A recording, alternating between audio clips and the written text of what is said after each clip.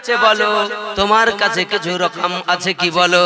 তিনি বললেন, তিনি নিঃসন্দেহ বললেন, নির্বিঘ্নে বললেন, তিনি নির্দরাই বললেন, বলে খৌফ নিয়ে বললেন, না আমার কাছে শুধু 40টি দিনার আছে। আমার মা এই সাদরির প্যাকেটে, আমার মা এই সাদরির প্যাকেটে যেন সেলাই করে রেখেছে গো। মা আসার সময় বলেছিলেন, বাবা যত কষ্ট হোক, যতই কষ্টর সম্মুখীন হও, তুমি মিথ্যে কথা বলবে না, তুমি মিথ্যা কথা বলবে না। এই কথার উপরে আব্দুল কাদের জিলানী বললেন, আমার মা আমাকে বলে পাঠিয়েছেন, আল্লাহ তাবারক ওয়া তাআলার কাছে সুপুর্দ করেছেন, নিয়োজিত করে দিয়েছেন। তাই আমি আপনাকে বলি, আমার মা যে কথা বলেছেন সেই কথার উপরে আমল করে তিনি সত্য কথাই বললেন, যে আমার মা আমাকে আসার সময় 40টি দিনার দিয়েছে। এই 40টি দিনারের কথা ওই দস্যু দলের কাছে, শত্রু দলের কাছে, ডাকাত দলের কাছে, ছিনতাই দলের কাছে সে ভুলে ফেললেন। কিন্তু বাবা সেই দস্যু দল, ডাকাতের দলেরা বলতে লাগলো, এই ছেলেটি হয়তো মিথ্যা কথা বলছে, এই ছেলেটি হয়তো আমাদের ধোঁকা দিতেছে, এই ছেলেটি হয়তো আমাদেরকে ধোঁকা দিচ্ছে। না না, একে সঙ্গে করে বাবা ওই ডাকাতের সর্দারের কাছে নিয়ে চললো। সকলকে বলতে লাগলো, বলো তো বাবা তুমি কেন এই কাজ করলে, তুমি সত্য কথা বললে কেন? বলে কারণ হলো, আমি যখন বাড়ি থেকে বেরিয়েছিলাম আমার মা আমাকে বলেছিল, তোমার যেই মুহূর্তে আসুক না কেন, যেই বিপদ আসুক না কেন, যেই সংকট আসুক না কেন, তুমি মিথ্যা কথা বলবে না। এই কথা বলার পরে সেই দস্যু দলেরা, ডাকাতের দলেরা, ওই ছিনতাইকারীর সর্দারের চক্ষু দিয়ে ঝরঝর করে পানি পড়তে লাগলো, কাঁদতে লাগলো। অবাক কথা, এতবার চিন্তাই করলাম, এত চিন্তাই করেছি, মানুষকে আঘাত করেছি, কত গুনাহ করেছি, আর সেই ছোট্ট একটা বাচ্চা, সেই বাচ্চার মুখ দ্বারা মায়ের স্মৃতিকে, মায়ের কথাটাকে, মায়ের কথার উপরে আমল করে আজ এত বিপদের সম্মুখীন হওয়া সত্ত্বেও সেই মিথ্যা কথা বললেন না। আমাকে সঙ্গে সঙ্গে তার হৃদয়খানা, তার মনখানা, তার প্রাণখানা সঙ্গে সঙ্গে বলতে লাগলো, আজ আমি যদি এই সময় যদি এই ছোট্ট ছেলেটি মিথ্যা থেকে বাঁচতে পারে, আমি দস্যু দল, আমি সর্দার, আমি ডাকাতের সর্দার, আমি কেন এত পাপ করব? সঙ্গে সঙ্গে সেই আব্দুল কাদের জিলানীর পদতলে পড়ে ক্রন্দন শুরু করেছেন, আমাকে মাফ করবেন, আমাকে ক্ষমা করে দেবেন, কারণ আমাকে তোমার দলে ভুক্ত করে নেবেন, তোমার দলের মধ্যে নিয়ে নেবেন, তোমার জামাতে নিয়ে নেবেন, আমাকে একত্রিত করে নেবেন, আমাকে কালমা তাইয়্যিবা লা ইলাহা ইল্লাল্লাহু মুহাম্মাদুর রাসূলুল্লাহ সাল্লাল্লাহু আলাইহি ওয়াসাল্লাম সেই দস্যু দল সর্দার কলমা পড়ে মুসলমান হয়ে গেলেন বাবা। ভাই বন্ধুরা আমার, এটা আব্দুল কাদের জিলানী রাহমাতুল্লাহ আলাইহির বাল্য জীবনের এই কেরামত, এই ঘটনা ব্রাদার ইসলাম।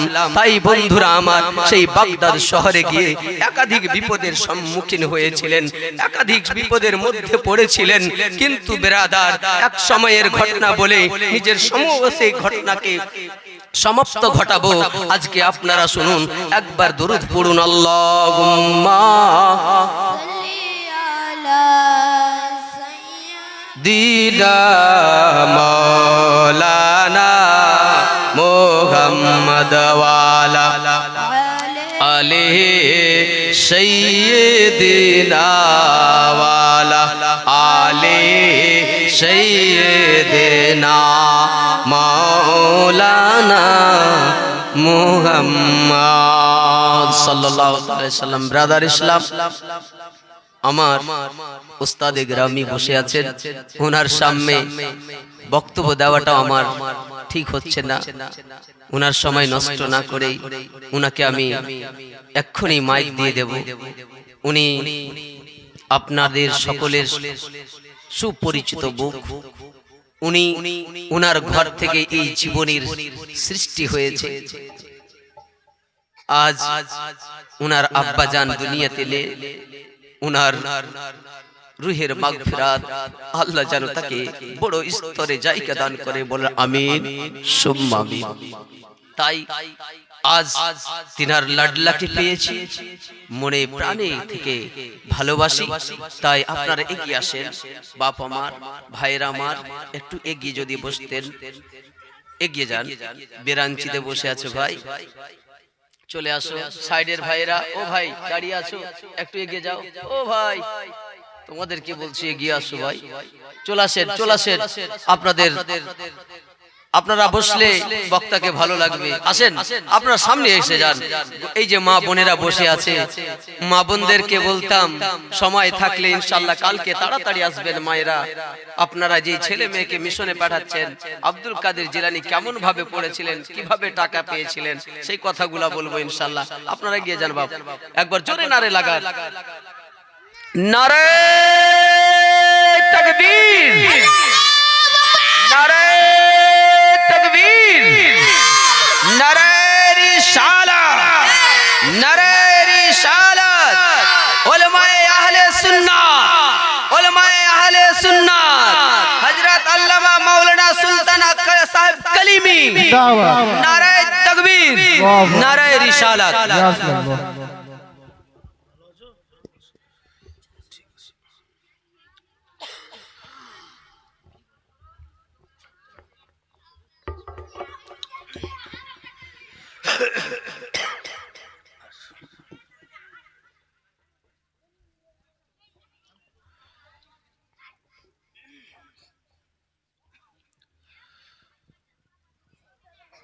মুআজ্জাজ উলামায়ে কেরাম, আদরের স্নেহের তালবায়ে এজাম, সমবেত ইসলাম দরদি মুসলিম সমাজ, শ্রোতাবিন্দুগণ, সামিয়ানে কেরাম এবং খাওয়াতিনে ইসলাম, পর্দানসী মা বোনেরা আমার, আসসালামু আলাইকুম ওয়া রাহমাতুল্লাহি ওয়া বারাকাতুহু। ওয়া আলাইকুম সালাম ওয়া রাহমাতুল্লাহি ওয়া বারাকাতুহু। আলহামদুলিল্লাহ, আলহামদুলিল্লাহি নাহমাদুহু ওয়া নাস্তাঈনুহু ওয়া নাস্তাগফিরুহু ওয়া নু'মিনু বিহি ওয়া নাতাওয়াক্কালু আলাইহি ওয়া নাউযু বিল্লাহি মিন শুরুরি আনফুসিনা ওয়া মিন সাইয়্যাতি আমালিনা। মান ইয়াহদিহিল্লাহু ফালা মুদিল্লা লাহু ওয়া মান ইউদ্লিলহু ফালা হাদিয়া লাহু। ওয়া নাশহাদু আল্লা ইলাহা ইল্লাল্লাহু ওয়াহদাহু লা শারীকা লাহু ওয়া নাশহাদু আন্না সাইয়্যিদিনা ওয়া মাওলানা মুহাম্মাদান আবদুহু ওয়া রাসূলুহু।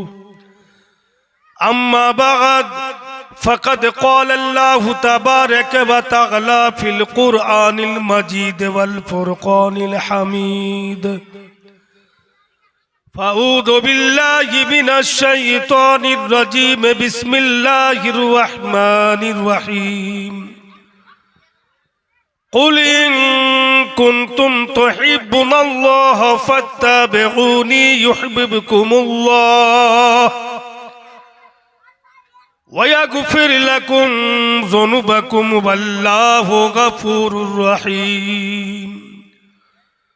صدق الله العظيم وصدق رسوله النبي الأمين الكريم ونحن على ذلك من الشاهدين والشاكرين والحمد لله رب العالمين. বিরাদরান ইসলাম, সমস্ত তারিফ ও প্রশংসা গুণগান একমাত্র দয়ালু দাতা রব্বুল ইজ্জতের জন্য, যেই মহান আল্লাহ পাক কুল জাহানের মালিক ও মুখতার, অন্তর্যামী, রুজি দাতা, প্রতিপালক, সকল সৃষ্টির স্রষ্টা সেই মহান দয়ালু আল্লাহ পাকেরই প্রশংসা। তাই সকলে বলুন আলহামদুলিল্লাহি রাব্বিল আলামিন। আলহামদুলিল্লাহি রাব্বিল আলামিন। তারপরে পরে ধর্মের গুরু, রহমতের কান্ডারি, শাফাতের ভান্ডারি, গরিবের দাতা, বেসাহারার সাহারা, সাইয়্যিদুল আম্বিয়া, রহমতের দরিয়া, রুহে ফিদা হুজুর পুর নূর জনাবে মুহাম্মদুর রাসূলুল্লাহ সাল্লাল্লাহু তাআলা আলাইহি ওয়াসাল্লামের প্রতি হাজার লক্ষ কোটি দুরুদে পাক শান্তির ধারা বর্ষিত হোক। সকলে বলুন আল্লাহুম্মা আমিন। আল্লাহুম্মা আমিন। বিরাদরান ইসলাম, ভাইরা, বাপিরা, মা বোনেরা, বিটিরা, আশা করি আপনারা প্রত্যেকেই জানেন বা গত রাত থেকে শুরু হয়েছে, গত রাত থেকে শুনে আসছেন, আপনাদের এই ফিল্ড কলোনি সরজমিনে 5 রাত্রি ব্যাপী মসজিদ উন্নতি কল্পে নবী মুস্তাফা জীবন বাণীর স্টেজের আয়োজন করানো হয়েছে। আজকে তার দ্বিতীয় রজনী। গতকালকে যেখানে নবী পাকের জীবন বাণী রেখে গেছিলাম, ইনশাআল্লাহুল আজিজ সেখান থেকে আরম্ভ হবে। শুধু আপনাদেরই অপেক্ষায় অপেক্ষিত আছি বেরাদার, যিনারা এখনো এসে উপস্থিত হতে পারেননি, আল্লাহর ওয়াস্তে কিছুক্ষণের জন্য, যেই নবী ছাড়া গতি নাই উনার স্টেজে আগিয়ে আসুন। যিনার কালেমা শরীফ পাঠ করে ঈমান এনেছি, যেই নবীর ইশক ও মুহাব্বতি হচ্ছে আমাদের ঈমান, সেই নবী পাকের স্টেজ থেকে দূরে না থেকে রহমতের পিন্ডালের মধ্যে এসে বসুন। ভাইরা, বাপেরা, এটা শরীয়তের স্টেজ। আখেরাতে এইগুলোই কাজ দিবে। দুনিয়াবি জিন্দেগি চিরদিন চিরকাল যে থাকতে পাবো সে কথা নয়। এসছি জগতে, আল্লাহ পাঠিয়েছেন, সময় যখন পূর্ণ হয়ে যাবে কবর জগতে চলে যেতে হবে। তারপরে ওই জগৎ চিরদিন চিরকালের জগৎ। তো ওই জগতের জন্য এই জগতে কিছু আমাদের করে নিতে হবে। এটা নেকির জায়গা, সওয়াবের জায়গা। যতক্ষণ এখানে বসবো গুনাহ থেকে